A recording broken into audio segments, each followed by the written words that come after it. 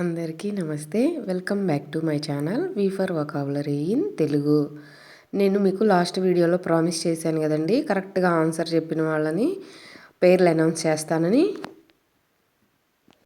మొదటగా చందు మీదప్పరెడ్డి గారు, విద్యార్థి గారు, వెంకీ నాయక్ గారు, పైడిరాజు గారు, వెంకట్ చిక్కిం గారు, క్రాంతి పసుపులేటి గారు,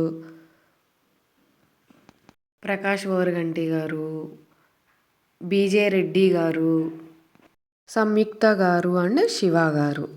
సో అసలు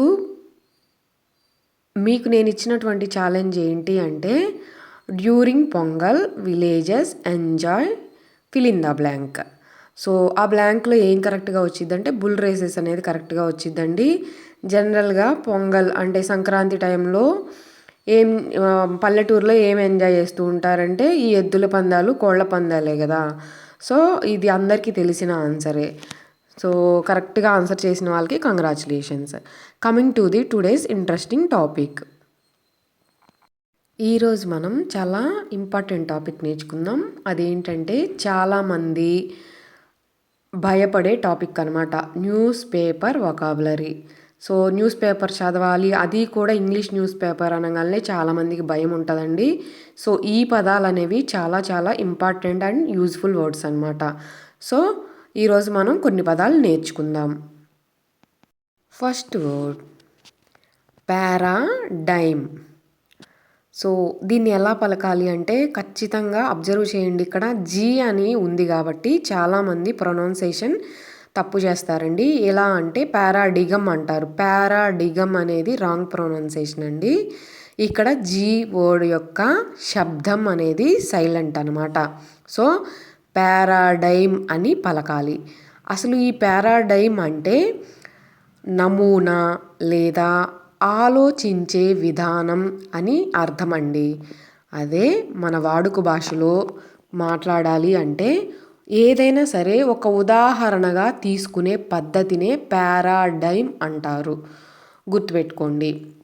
ఈ పారాడైమ్ అనే వర్డ్ నౌన్ కింద వాడతామండి. ఇది అడ్వాన్స్డ్ లెవెల్లో ఎక్కువగా పాపులర్ అవుతూ ఉన్న పదం అనమాట.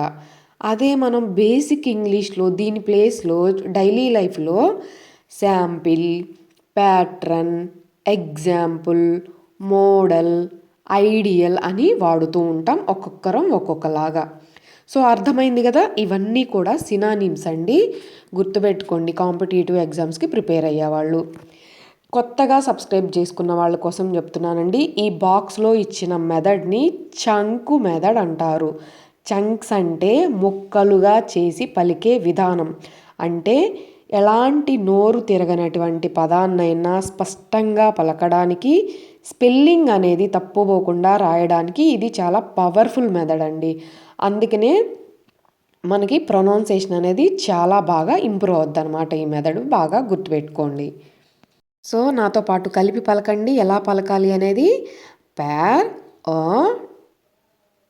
డైమ్ అని పలకాలి. జి అనేది సౌండ్ సైలెంట్, మర్చిపోవద్దు, గుర్తుపెట్టుకోండి. సో మనం ఈ పదాన్ని వాడి సింపుల్గా ఇంగ్లీష్లో మాట్లాడాలి అంటే first example, online classes created a new learning paradigm. అంటే ఆన్లైన్ తరగతులు చదువు విధానంలో ఒక కొత్త నమూనాని తెచ్చాయి, ఒక కొత్త ఉదాహరణకి పద్ధతి, అంటే ఇలా కూడా చెయ్యొచ్చు అనే ఒక పద్ధతిని ఇవి చాలా సులభం చేశాయి అని అర్థం అన్నమాట. సో అవును కదా, మనకి కరోనా టైంలో చాలా హెల్ప్ఫుల్ అయినాయి ఈ క్లాసెస్ అనేవి, మనందరికీ తెలుసు. Coming to the next word threshold. చాలామంది కన్ఫ్యూజ్ అయ్యేవాడండి. థ్రెషోల్డ్ అని పలకాలి. సో థ్రెషోల్డ్ అంటే పరిమితి, పరిధి, లేదా మన వాడుక భాషలో చెప్పాలి అంటే సరిహద్దు స్థాయి, అంటే ఒక లిమిట్ అన్నమాట. సో మీ అందరికీ తెలుసు పరిమితి, పరిధి అంటే ఏంటి అనేది. ఒక ఎగ్జాంపుల్ చెప్పాలి అంటే మీకు బీపీ ఇంత ఉంటే ఓకే నార్మల్ ఉన్నట్లు, లేదంటే ఎక్కువ ఉంటే మీకు బీపీ ఉన్నట్లు అని వింటూ ఉంటాం కదా మన డైలీ లైఫ్లో. అదే ఎగ్జాంపుల్. సో ఒక లిమిట్ అనమాట. ఇక్కడ మీకు ఒక చిన్న పాయింట్ చెప్పాలండి. థ్రెషోల్డ్ అనేది నౌన్గా వాడతాము. అట్ ద సేమ్ టైం మనం 3 సందర్భాలలో అంటే 3 కాంటెక్స్ట్లో వాడతామండి. అవి ఏంటి అంటే 1 ఫిజికల్ థ్రెషోల్డ్ అంటే ఇంటి గడప గురించి మాట్లాడాల్సి వచ్చినప్పుడు. నెక్స్ట్ లిమిట్ లేదా వాల్యూ అంటే ఒక బౌండరీ గురించి అంటే పరిమితి విలువ గురించి మాట్లాడాల్సి వచ్చినప్పుడు. థర్డ్ కాంటెక్స్ట్ స్టార్టింగ్ పాయింట్ అంటే జనరల్గా మనకేం తెలుసు న్యూ స్టేజ్ అంటే మనం తెలుగులో ఏమంటాం కొత్త మజిలీ గురించి మాట్లాడాల్సి వచ్చినప్పుడు ఈ థ్రెషోల్డ్ అనే వాడిని వాడచ్చండి, గుర్తుపెట్టుకోండి. మనం అడ్వాన్స్డ్ లెవెల్లో థ్రెషోల్డ్ అని వాడుతూ ఉన్నాం కదా, అదే బేసిక్ లెవెల్లో అయితే ఏమని వాడుతూ ఉంటాం మన డైలీ లైఫ్లో? Edge, point, start, beginning, entry, gateway ఇలా ఒక్కొక్కళ్ళు ఒక్కొక్కలాగా వాడుతూ ఉంటాం. సో అర్థమైంది కదా. దీన్ని మనం చంకు మెదడు ద్వారా థ్రెష్ ఓల్డ్ అని విడదీసి పలకడం ద్వారా ఈజీగా ప్రొనౌన్స్ చేయగలుగుతాము. అట్ ద సేమ్ టైం మనం స్పెల్లింగ్ అనేది కూడా తప్పుపోకుండా రాయగలుగుతామండి. సో అర్థమైంది కదా. మనం ఈ పదాన్ని వాడి సింపుల్గా ఇంగ్లీష్లో మాట్లాడాలి అంటే the exam pass threshold is 35 marks. పరీక్ష పాస్ అయ్యేందుకు కనీస పరిమితి 35 మార్కులు. సో అర్థమైంది కదా. ఇప్పుడు మీకు ఇంకొక చిన్న విషయం అండి, మీకు ఈ వర్డ్స్ మీద మోర్ ఎగ్జాంపుల్స్ నేను కమ్యూనిటీలో పోస్ట్ చేస్తాను. ఎందుకంటే ఇది కొంచెం లెంతీ వీడియో, ఎక్కువ ఎక్స్ప్లెయిన్ చేయాల్సింది ఉంది. సో అర్థం చేసుకోండి, ఎక్స్క్యూజ్ చేయండి. Next word plead. ఇది అందరికీ తెలిసిన వాడే అనుకుంటున్నాను. సో ప్లీడ్ అంటే బ్రతిమిలాడడం, ప్రాధేయపడడం, వాదించడం అని అర్థం వస్తుందండి. సో అర్థమైంది కదా. వేడుకోవడం అని కూడా అర్థం వస్తుంది అనమాట. సో ఈ ప్లీడ్ అనే పదం వెర్బ్గా వాడతామండి, గుర్తుపెట్టుకోండి. సో మీకు ఇక్కడ ఇంకొక ఇంపార్టెంట్ పాయింట్ చెప్పాలి. మనం ఈ ప్లీడ్ని 3 కాంటెక్చువల్లో వాడుతూ ఉంటామండి. ఎప్పుడు అంటే ఫస్ట్ సందర్భం వచ్చేసరికి బెగ్డ్ ఆర్ ఎంట్రీటెడ్ అంటే వేడుకోవడం లేదా బ్రతిమిలాడే సందర్భంలో. నెక్స్ట్ కాంటెక్స్ట్ వచ్చేసరికి లీగల్ ఆర్గ్యుమెంట్ అంటే వాదించడం. ప్లీడర్ అంటారు. ఎవరు ప్లీడర్ అంటే న్యాయవాదే కదా. సో అక్కడే అర్థం ఉందన్నమాట. సో వాదించేటప్పుడు. నెక్స్ట్ ప్లీడెడ్ గిల్టీ అంటే నేరాన్ని అంగీకరించి మనం బ్రతిమిలాడుకునేటప్పుడు. సో ఈ 3 కాంటెక్స్ట్లు మీరు ఖచ్చితంగా గుర్తుపెట్టుకోండి, సరేనా. సో ఈ పదాన్ని ఇది సింగిల్ సిలబలే కదండి ప్లీడ్ అనేది. సో మనం చంకు మెదడులో కూడా ప్లీడ్ అనే పలుకుతామన్నమాట. దీనిలో ఇలాంటి పెద్ద నోరు తిరగనటువంటి పదమేం కాదు కదా.